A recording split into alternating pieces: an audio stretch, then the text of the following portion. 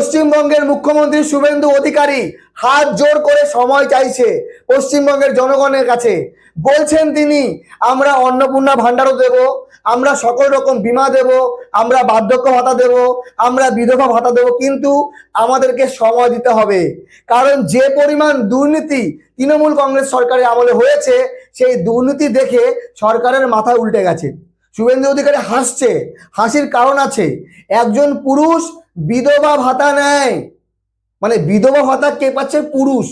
একজন মহিলা যে হয়তো বিধবা হয়নি, সে যদি বিধবা ভাতা পেত তাও মানা যেত। তো শুভেন্দু অধিকারী মুখ্যমন্ত্রী বলতে বলতে হেসে দিয়েছেন। যদিও আমাদের মুখ্যমন্ত্রীর মুখের হাসি আমরা সেরকম দেখিনি, কিন্তু শুভেন্দু অধিকারী হাসি দেখে আপনারা হাসি আটকাতে পারবেন না। সবটাই দেখাবো, সবটাই শোনাবো, শুভেন্দু অধিকারী কি বলেছেন কি না বলেছেন। তবে এই যে ব্যক্তি দেখতে পাচ্ছেন, এই ব্যক্তির নাম অমলেন্দু বিকাশ মণ্ডল।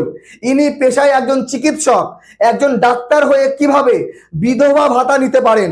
এনার বাড়ি পিংলা থানার কাছে, মেদিনীপুরে। তো এনার অ্যাকাউন্টে ঢুকতো বিধবা ভাতার টাকা।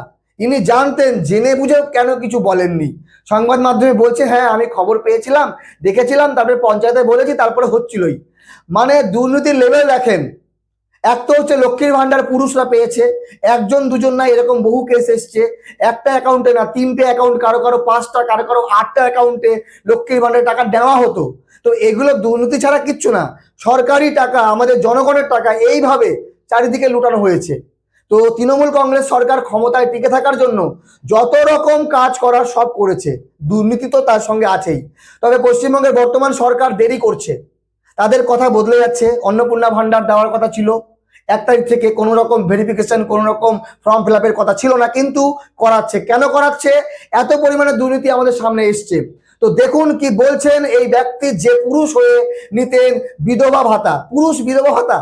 আর মুখ্যমন্ত্রী কি বলছে শুনুন, মতামত জানাবেন, ভিডিওটি প্রচুর পরিমাণে শেয়ার করে দেন, লোককে জানান।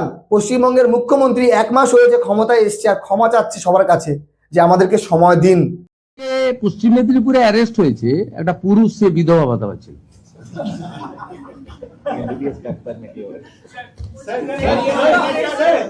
একটু একটু একটু আমাকে পরিষ্কার করতে দেন, একটু টাইম দেন। লিখে দিয়েছে ইনি ইমাম, উনার কোনো ধর্মীয় প্রতিষ্ঠান নেই, কোনো মসজিদে উনি অ্যাটাচ নন, তাকেও ইমাম ভাতা দেওয়া হয়েছে। আপনার এই লক্ষ্মীর ভান্ডারে ভেরিফিকেশন হয়েছে, যুবশ্রীতে ভেরিফিকেশন হয়েছে।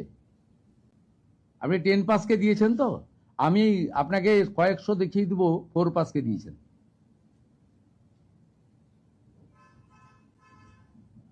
আজকে পশ্চিম মেদিনীপুরে অ্যারেস্ট হয়েছে একটা পুরুষ, সে বিধবা ভাতা পাচ্ছে। ডাক্তারবাবু, আপনি জানতেন এই বিষয়টা? কি জানতেন আপনি? আপনি কি জানতেন এই যে অ্যাকাউন্টে টাকা ঢুকছিল? হ্যাঁ, আপনি জানতেন? অ্যাকাউন্টে টাকা ঢুকছে আমি পরে জানতে পারি, জানতে পেরেই তো আমি খবরটা এখানে। কাকে জানিয়েছিলেন? আমি যদি না জানতাম তো খবরটা দিলাম না। হ্যাঁ, জানতে পারতেই তো খবরটা দিতে। কাকে জানিয়েছেন? কাকে জানিয়েছেন?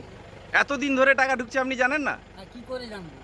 ও তো আপনি যখন অ্যাকাউন্টে টাকা তুলতেন আপনি জানেন না? না, পাসবইয়ে টাকাটা ঢুকছে, কিসের টাকা তো আমরা বুঝতে পারি না, এই তো আপডেট করা নেই। এরপরে কাকে জানিয়েছেন? জানার পর জানার পরে আপনি ওই আমার এক আত্মীয়কে জানাইছিল, আমি এটাকে কী করে কাটানো যাবে এবং টাকাটা কীভাবে ফেরত দেওয়া যাবে। তখন সে বললো যে ওর ভিডিওটাতে সে তার ব্যবস্থাও করে দিচ্ছে এবং টাকাটা আজকেই জমা করে যাবে। আর তারপরে তো এইসব অবস্থা। এখন কি বলবেন তাহলে? এটা আপনার দোষ ছিল না অন্য কারো? আপনি জানা সত্ত্বেও তো টাকাটা রেখেছেন। আমার দোষ বলতে আমি তো বার্ধক্য ভাতার জন্য করছিলাম, কিন্তু বিধবা ভাতাটা কী করি? বার্ধক্য ভাতা কার? বার্ধক্য ভাতা আমার। আপনার? হ্যাঁ। কিন্তু এতদিন বিধবা ভাতা পাচ্ছেন, তার সত্ত্বেও না, বিধবা ভাতা এতদিন যে পাচ্ছি সেটা কী করে জানবো? আমি তো ওই তো বললাম, আপনি ব্যাংক বই জমা হচ্ছে টাকাটা, সেটা তো বার্ধক্য ভাতা না কি বিধবা ভাতা আমি তো বুঝতে পারছি। তারপর আপডেট তো করা নেই, তারপরে যখন আপডেট হলো তখন আমি বুঝতে পেরে তারপরে তো ওই তো